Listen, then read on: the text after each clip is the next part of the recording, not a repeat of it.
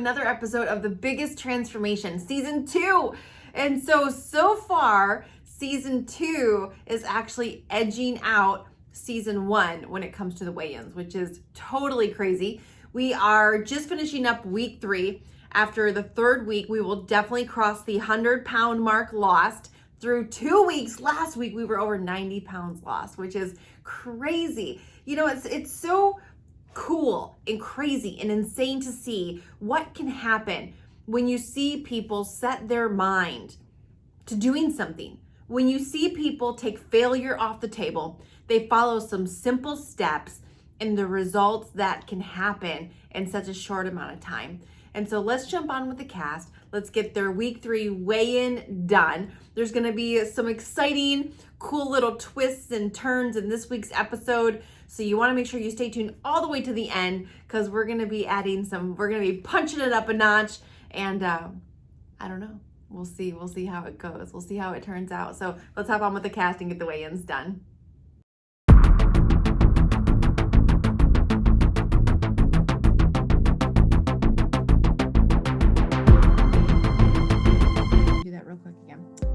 Okay, so we're gonna do our weigh-in. We're finishing up 3 weeks. We're gonna see how you guys did last week. So we're gonna jump on, get our weigh-ins done, go through the leaderboard, and then we're gonna chit chat. So Laura, you are going to be up first. 229. 229, good job. Oh, I made it to the 20. That's so exciting. Okay, Debbie, you are up. I'm getting on to 10.6. Okay, Mary Star, you are up.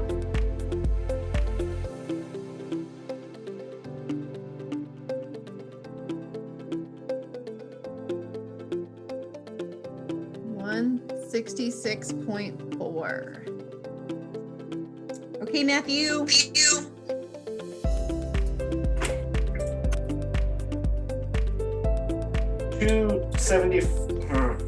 276.5. Okay, Missy.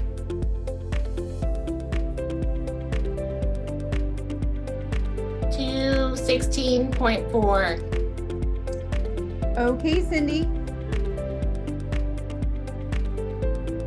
See it? 272. Okay, Danielle.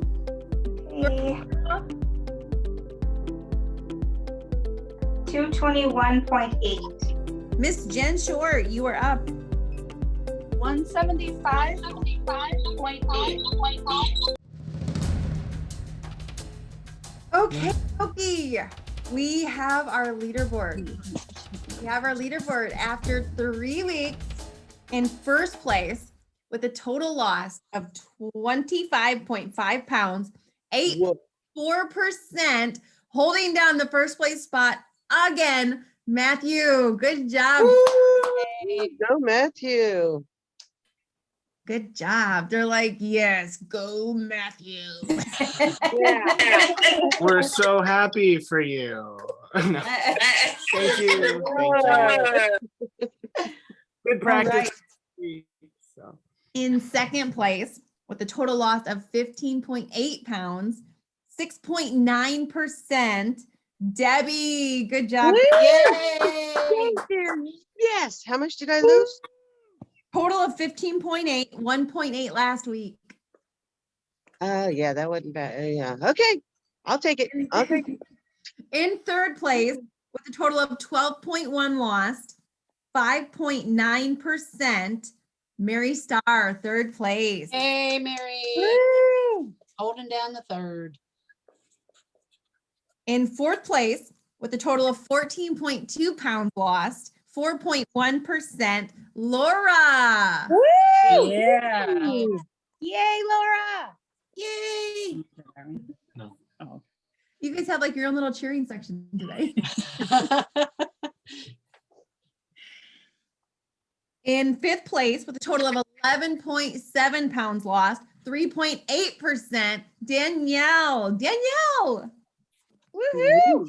Congratulations. In sixth place with a total of 19.1, 3.6%, Cindy. Cindy, Yay, Cindy. Cindy, you lost 4.3 pounds last week, girl. awesome. Good job. Awesome job.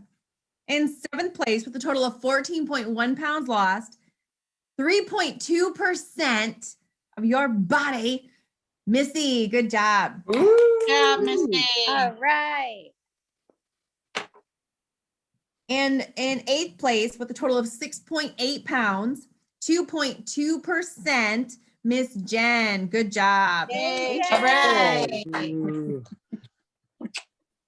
Congratulations, everybody. A total this week of 23.1 pounds lost.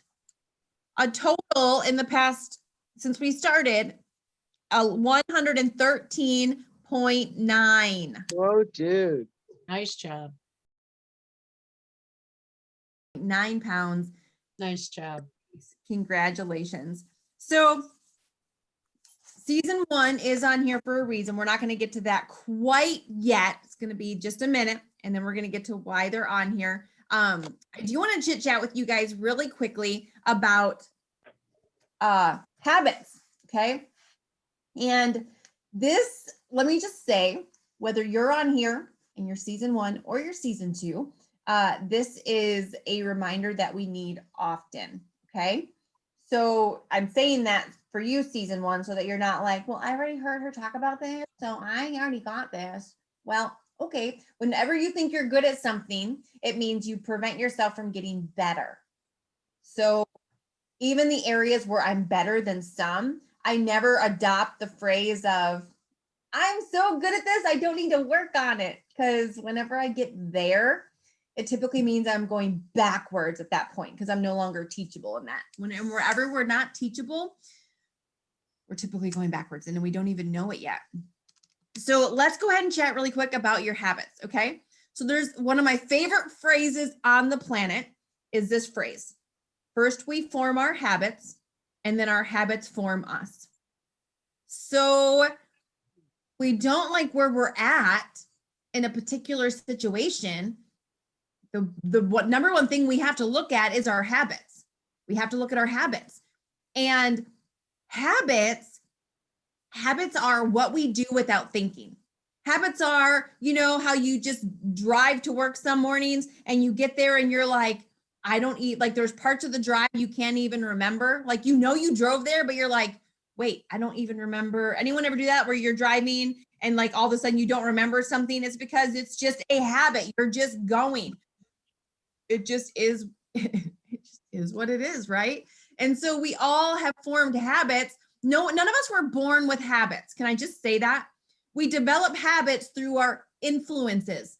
We learn things from the people that we're around, and we develop habits through doing something over and over and over and over again. Most of you have a habit of what hand you brush your teeth with.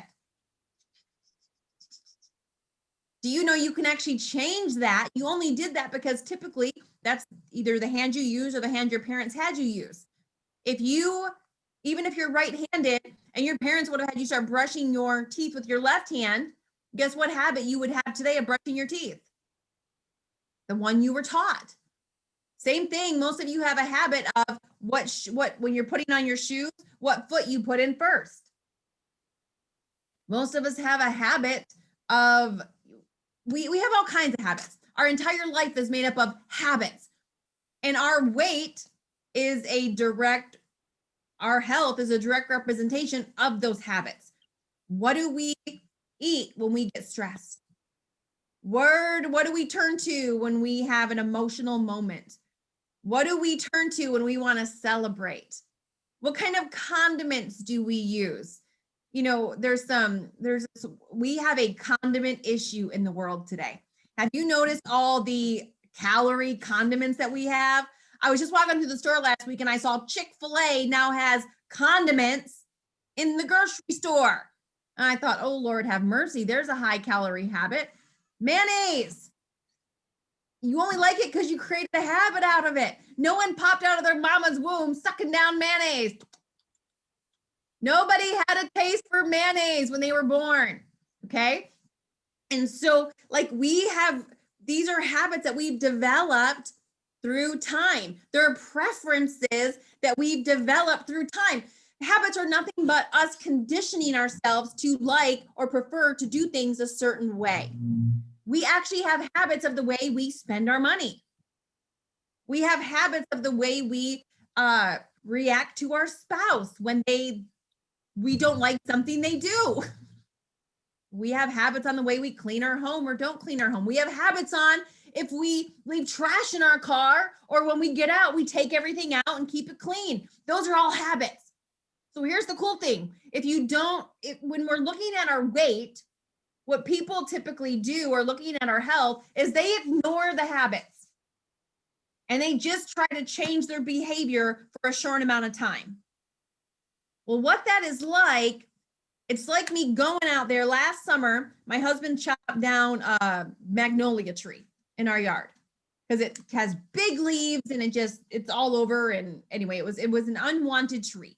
So he chopped that sucker down. So here's the ground, here's the tree. Tree, ground.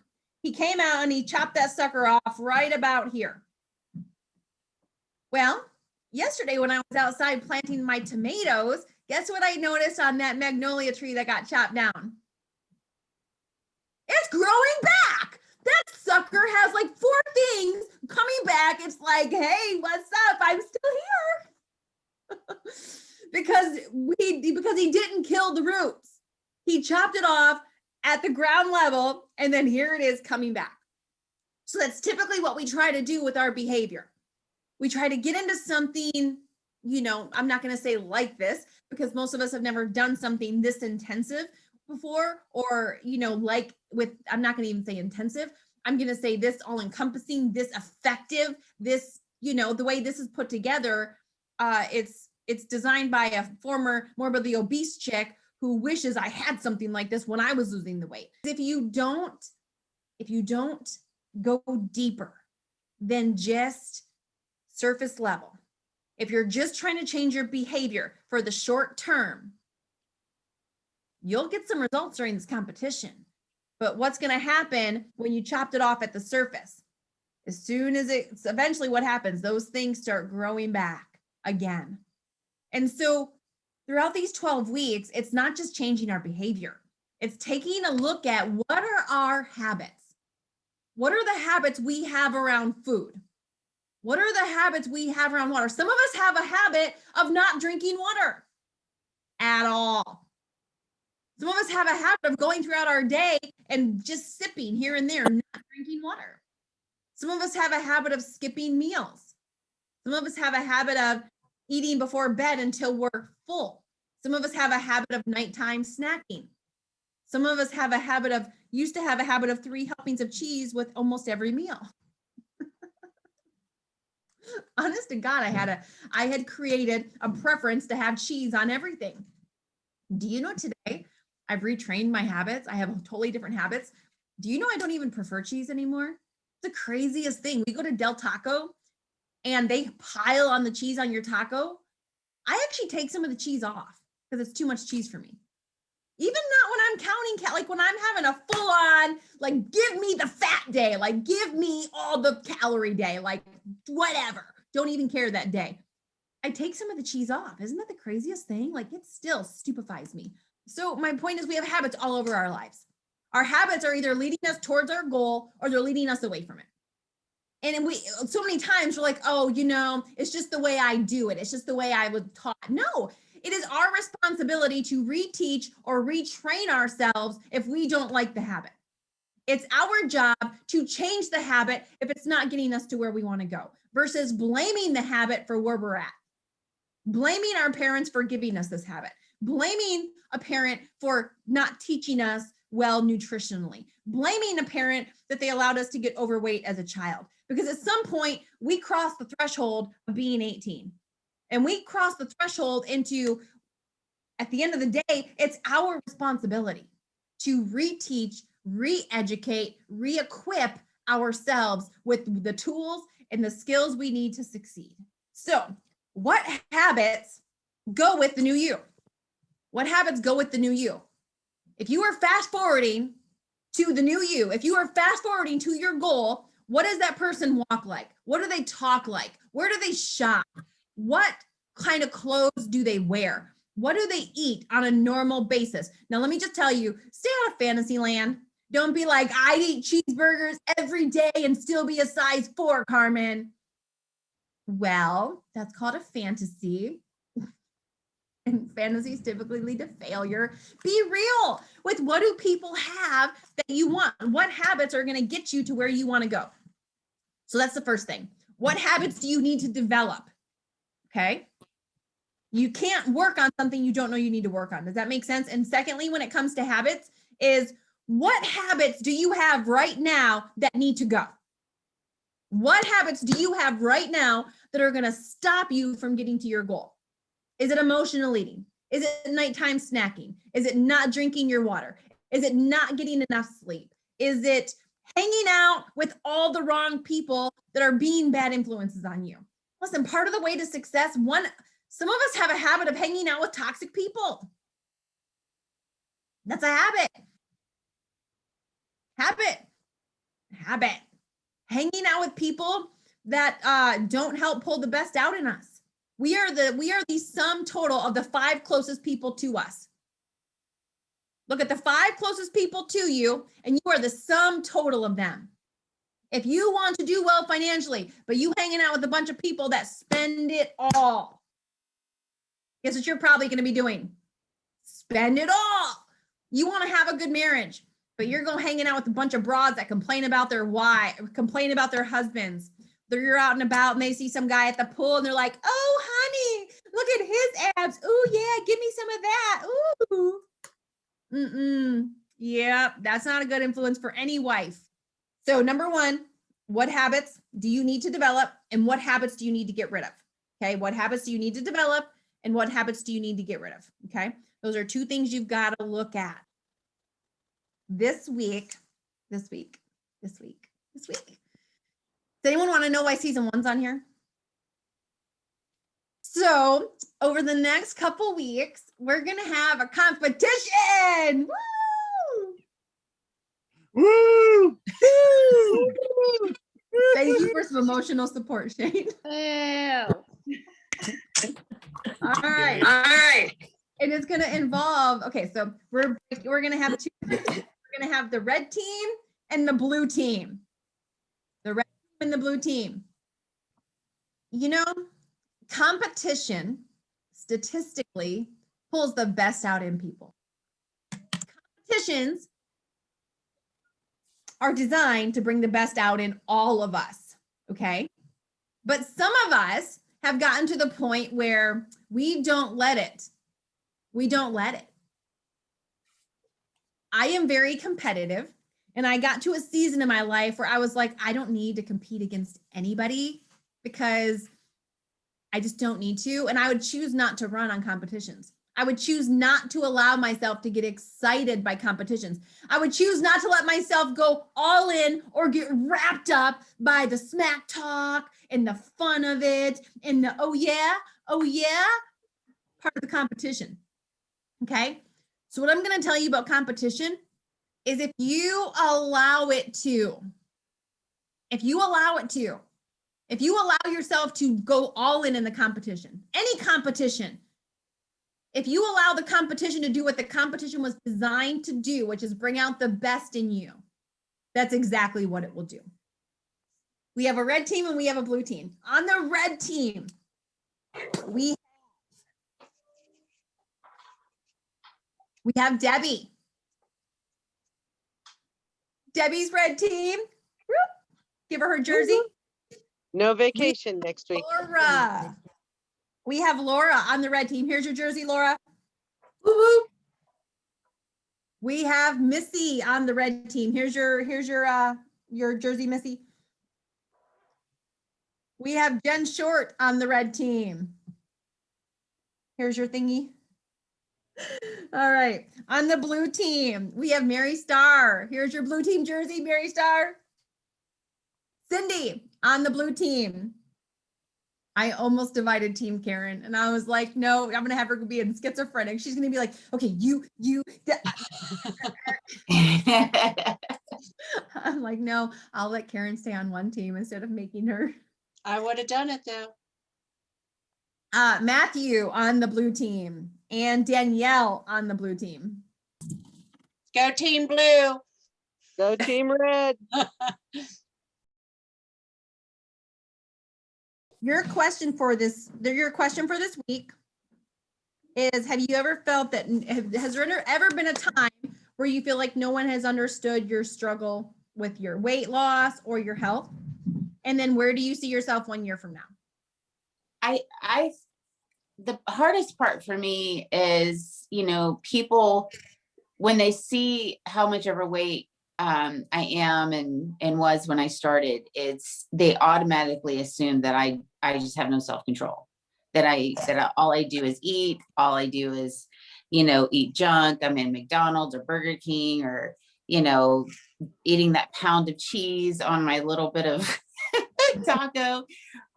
No, I think that's been the hardest thing, because a lot of people don't take the time to get to really know what's behind all that. It's like there's an automatic judgment there. And that has been really hard. Where do I see myself in a year? Hopefully 100 pounds lighter. But honestly, more than that, I hope to be able to look in the mirror and love who's staring back at me, whether it's 100 pounds lighter, 50 pounds lighter, that I want to be able to get up off the floor without having to grab something to hang on to. I want to be able to sit on the floor with my legs crossed, can't hardly breathe, and oh my goodness, how am I going to get up? And be able to get on a roller coaster ride and not have to use the extra long seat belt thingy. And even that didn't work one time. Very humiliating. I just want to be better. I want to feel better about myself mentally, emotionally, and physically. So yeah, that's where I want to be in a year. So Yes, I do think no one understands my weight struggle. Because I'm an emotional eater, not leader. I'm an emotional eater, stressful eater. And I find people don't respect me because, number one, because I'm heavy, and they don't understand that when they ignore me, which is what I call is not respecting me, that just makes me want to go back in my closet and eat more. And I'm not very good at explaining things. But I want people to respect me. In 1 year, I want to have the respect for myself, which I will have, because I will have this weight off. And I want people to then see, hey, she is okay. She's not stupid. Just because she's fat doesn't mean she's stupid. But she's done this. She took control and she did it. And that's what I want people to see. That's where I want to be in a year. I want to be proud of myself so that other people will be not proud of me, but respect. To me, a lot of it is respect.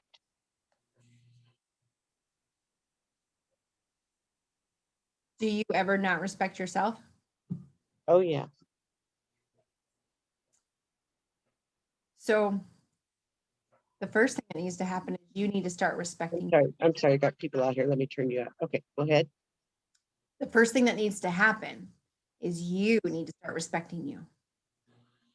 Because if you don't respect you, regardless of the size on your pants, regardless of what that number says on the scale, nobody else will. And so you need to know your worth. You need to know that you're worth respecting. You need to know that you are worthy. You need to know that before anybody else can. And when you know that, the opinion of others will matter so much less.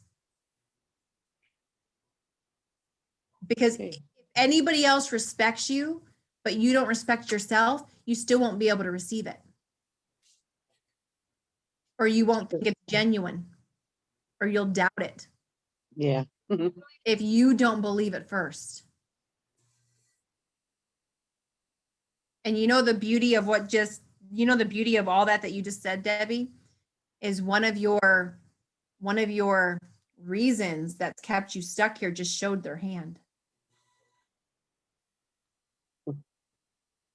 And that's that you don't think you're worthy of respect because you don't treat yourself with that. Yeah.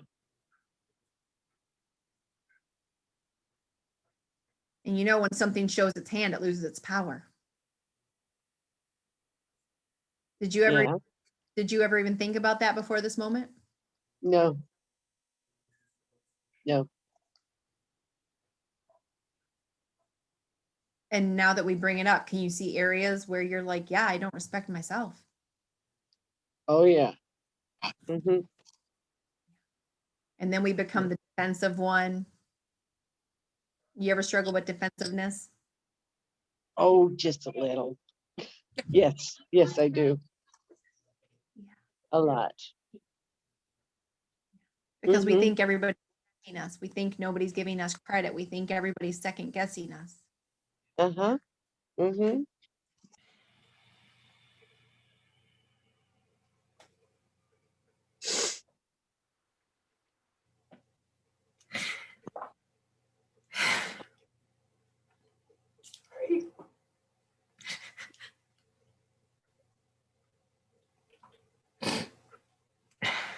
So when you ask this question,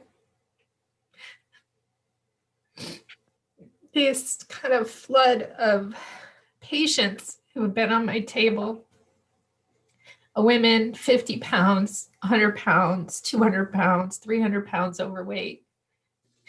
And all the pain that they had been through and the reasons why. And I know this is not about them, but it's just like, wow. But I'm an emotional eater. But I think how I've personally not so much been judged or misunderstood, but kind of labeled. Because my mom has 3 other sisters, and all her sisters are easily, she is 50 pounds to 100 pounds more than them. So since I was just big boned, I was a big boned kid, I was like, that was just how I grew up. And then, well, you probably have a thyroid problem. You probably, well, I was like this, so you're like that.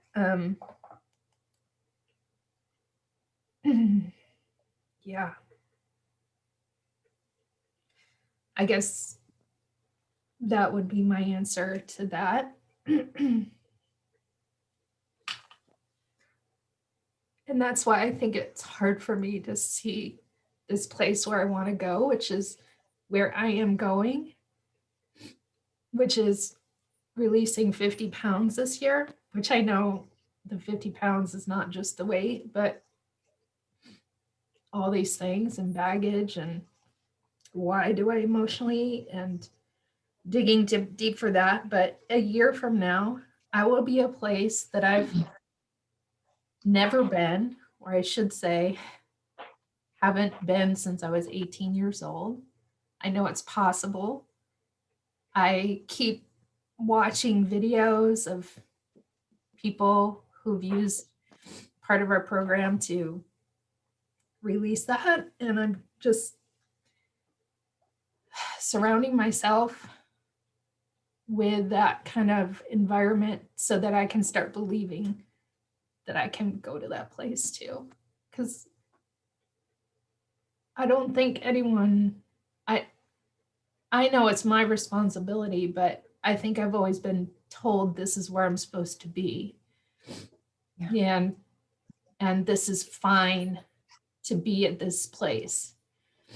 And then when you creep up into the obese, it's like, and you're a doctor, you're like, it's not fine to be an obese. It's not fine. Anyway, that's it. So you feel like no one understands your struggle. Mine might sound a little strange, but it's the one that keeps striking me. And that is this weird, I jokingly call it the unholy fellowship of fat people. And what I mean by that is like other large people, like random strangers will come to talk to me or whatever. And there's just this assumption that we've all given up and we're just all like fellow fat people. So when they'll talk to you like, well, you know, for bigger people like us, and it's like they've assumed that I've given up, and then it's like, okay, so they're just brave enough to say it, because for amongst people who aren't large, it's almost a taboo to bring up. Like people will catch themselves saying something and like, oh, well, you know, and then they'll sort of skirt the subject like it's this crazy secret and we're all just pretending that everyone can't see that I'm morbidly obese. And so it's frustrating, because then it's like, well, okay, so they've given up and they're looking at me saying, well, obviously he's given up. So yeah, maybe I should just go have a taco, you know, and it's just very discouraging to walk through life looking like someone who should fail. Like it's just, so I think that's where it's, you know, and it's like, even, well, you're heavy, I'm heavy. We should understand we don't like this. Like this is built on a lot of other stuff to unpack. We're not this way because like, hey, you know, it'd be fun. Let's just be huge. So yeah, I think that's a spot where I feel very not understood. A year from now, this one's easy for me. I want to, I will still be taking care of myself. As a very creative, hyperactive, undiagnosed ADHD type person, it's very easy for me to start something and to do it like ridiculously well. Making a commitment and sticking to it over time, that makes all the difference. So if I'm putting the type of effort I'm putting in now, a year from now, the scale will be significantly better and I'll be in a really good place, but it won't matter because I'll be going the right way and I'll be taking care of myself, which means I won't have to feel the shame that goes with not taking care of myself. I'll be able to leave the unholy fellowship of the fatties, which I look forward to. I want to use that expression more. It amuses me, but yeah, so that's me a year from now. I do believe that people see me struggle with my weight. They just don't say something until it's like too late. And that's the one thing that I wish like people would have been like more honest about, like because I do talk about like I am an emotional eater and that I'm addicted to food. I do say that because I know that I am. So yeah, so they watched me and they got inspired, and then like when I started to go backwards, because a lot of it, no, not a lot of it, all of it is in my head, because a lot of it just comes from your head. And I do know that that is a weakness of mine also, is that I say negative self-talk to myself. And 1 year from now, it's not necessarily the pounds on the scale. I want to be healthy on the inside, like mentally and physically. Like I want to have muscles this time. Like last time I had like skinny arms and like chicken legs or something, but this time I want to have like ooh, she's got like bulging like muscles. I almost feel like I'm the opposite of everybody because I don't know that I've ever had anybody not understand my weight. I mean, it's something that we didn't talk about. I didn't talk about. So I feel like that I'm probably the one that didn't understand it the most. And a lot of it is because of my bad habits. I have had a ton of bad habits, and I have throughout the years worked on a lot of them. But self-esteem is not one. And so my friends that I had, they just kind of accepted me for who I was. But I could not understand that.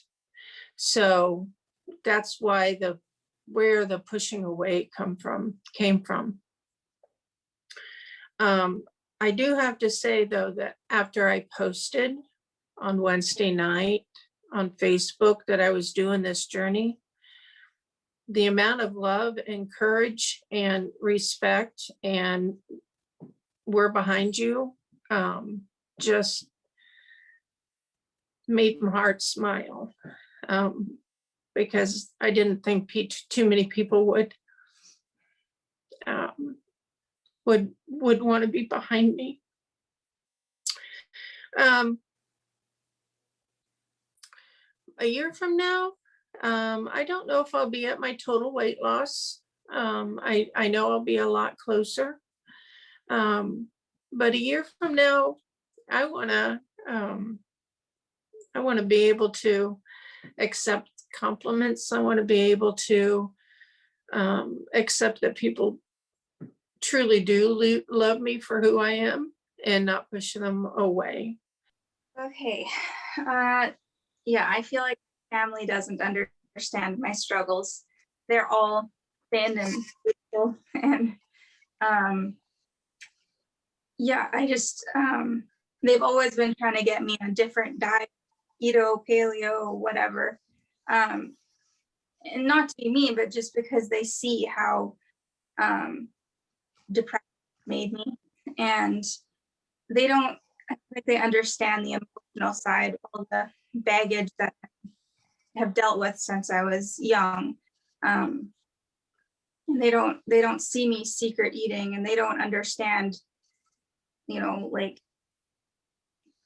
yeah, they don't understand the depression. My family is very much like, just be happy, just push it under the rug, like, just smile. They don't understand like the deep struggle of like, I physically can't smile. Like, it's, yeah, they don't understand depression. Then that leads to the overeating and the secret eating and the shame and all that. So yeah, but in a year from now, I will be at my goal weight. And more importantly, I hope to have the freedom to leave my house and just the confidence to go into a store and just not have my head down and be ashamed that everyone's looking at me. And one of my biggest goals for a year from now would be, like every year, my husband takes my daughters to their school functions and their Christmas pageants. My oldest daughter is in grade 2, and I've never been to inside her school. She begs me every year, Mom, are you coming this year? Are you going to be there? And I'll just make up some excuse. And next year, I will be at her Christmas pageant. So you want me to talk now, don't you? Yes, ma'am. Okay. I feel like lots of people have understood my struggle, in that I oddly feel more accepted right now than I did when I was thinner. Because I hear, it's okay, you're a mom, you're working, you're homeschooling, like you got a lot on your plate, like just don't worry about it. Like just, you're okay, you're beautiful how you are, don't worry about it. And there's a part of me that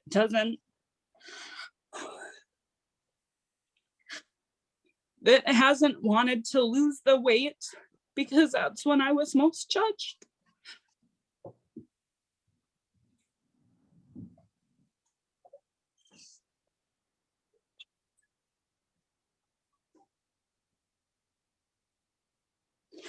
And I don't want to go back to those judgments and that hurt. So it's more comfortable to stay where I'm at, so that I don't have to interact with that judgment or perceived judgment. Where am I in a year? I would be at goal weight.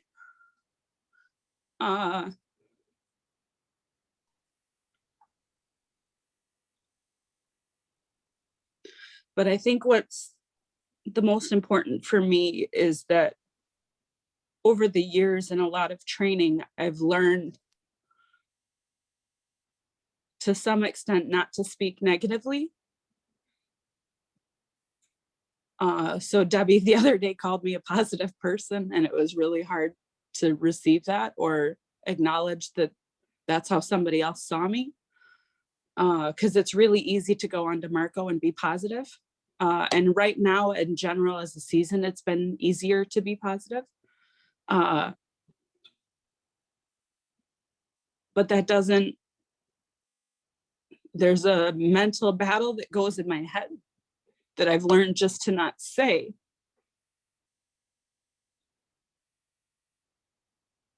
So you just don't say it.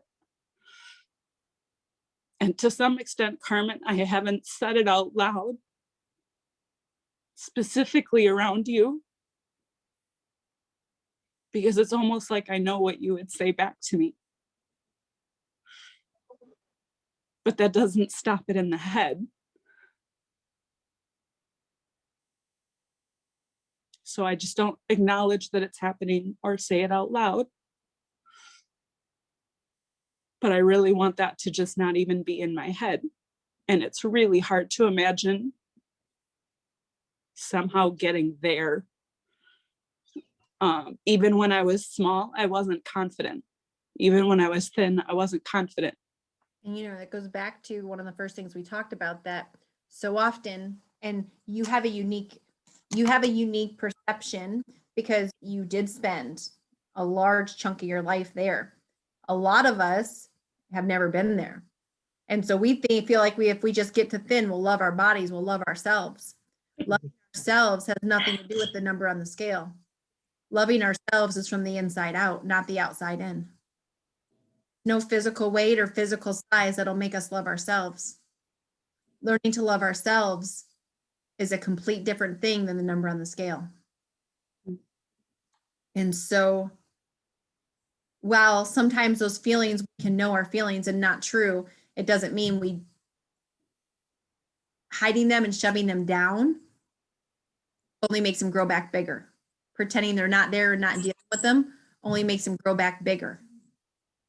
Like that magnolia tree, if I don't go out there and kill the roots, it's going to come back bigger and badder and beastier than it was before. And so, although it's convenient to shove it down and pretend like it's not there, it's not healthy for you. Then you have this Jekyll and Hyde thing. You're projecting the confident person that you've learned to be. Projecting this positive person that you've learned to be. You're wearing this face and this hat that you've learned to put on. But then you become conflicted because then you feel like a fake. Then you feel like somebody who's not being real and genuine. You don't feel genuine. You don't feel real because you know you're faking your way through the day. So this week, we're coming into week 4. And this week, you're going to be going through and you're going to be finding those habits that you have that are keeping you stuck. Those habits that you've been dealing with, some of them for decades. So what habits are keeping you stuck? And then what habits do you need to develop to live the life you want? To become the best version of yourself? Because the life you want, the health you want, the size pants you want, the bathing suit you want to wear isn't on the other side of your hope. It's not on the other side of your prayers. It's not on the other side of your neighbor Bob or your sister Sally. It's on the other side of your habits. Because first we form our habits, and then our habits form us. I've maintained a size 2 for years and years and years. Not because I'm super duper special, and when I cut myself, I bleed pink. Because I've developed the habits to do so. I've succeeded at this thing called weight loss for the first time in my life and sustained it and maintained it because I've developed the habits to do it. I went from having a crappy marriage to a freaking pretty good one because I've changed the habits of how I treated my husband. I changed the habits of how I acted as a wife. We went from spending everything we made to having a freaking crap ton that we make that we don't spend, that we put into other things because I changed my spending habits. We changed our spending habits. So when you change your habits, when you form different habits, you will get a different result. To get a change, you have to make a change. So this week, I want you to listen, we can't be held responsible for what we're not aware of. But today, we were all made aware of our habits. We talked about our habits. So this week, you're going to start seeing habits pop up in your life, and you're going to start looking at them in a different way. You're going to see yourself having a bad moment, a stressful moment, and you're going to see yourself wanting to eat, and you're going to be like, oh crap, there's that habit. You're going to see yourself having a stressful moment and wanting to hide and shrink back. Oh, there's the habit. I have a habit of hiding. I have a habit of emotional eating. I have a habit of not drinking my water. I have a habit of wanting to give up and give in when the going gets tough. When you start looking for these habits, you're going to find them. When you start looking for them, they're going to start showing their hand. And as soon as they show their hand, they lose their power. If you go looking, if you go searching them out, you'll start finding them. You'll start finding the habits that have been stopping you. And then when you start asking yourself, what habits do I need? You'll start finding, you will always find what you're looking for. You always find what you're looking for. Problem is, most of us haven't been looking for it. I'm so proud of you. You guys are doing amazing. And what you're doing is brave.